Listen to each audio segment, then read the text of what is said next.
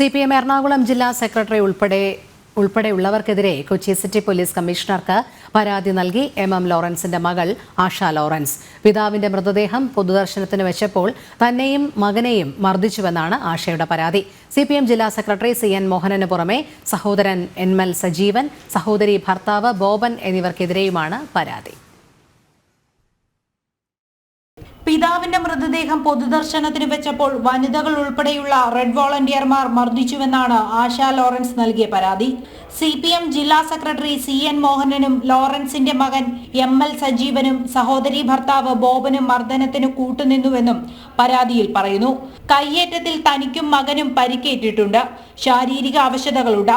പരാതിയിൽ പരാമർശിച്ചവർക്കെതിരെ ഉടൻ നടപടിയെടുക്കണമെന്നും സിറ്റി പോലീസ് കമ്മീഷണർക്ക് നൽകിയ പരാതിയിൽ ആവശ്യപ്പെടുന്നു. അതേസമയം MM ലോറൻസിന്റെ മൃതദേഹം വൈദ്യപഠനത്തിന് വിട്ടുനൽകുന്ന കാര്യത്തിൽ തീരുമാനമെടുക്കാൻ കളമശ്ശേരി മെഡിക്കൽ കോളേജ് നടപടികൾ തുടങ്ങി.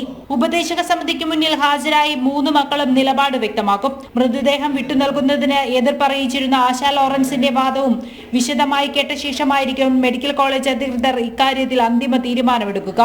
മൃതദേഹം മെഡിക്കൽ പഠനത്തിന് വിട്ടുനൽകുന്നതുമായി ബന്ധപ്പെട്ട തർക്കത്തിൽ അനാട്ടമി നിയമപ്രകാരം തീരുമാനമെടുക്കാനാണ് ഹൈക്കോടതി കളമശ്ശേരി മെഡിക്കൽ കോളേജ് പ്രിൻസിപ്പലിനോട് നിർദ്ദേശിച്ചത്. ക്രിസ്ത്യൻ മതാചാര പ്രകാരം സംസ്കാരം നടത്തണമെന്നായിരുന്നു ആശയുടെ ആവശ്യം.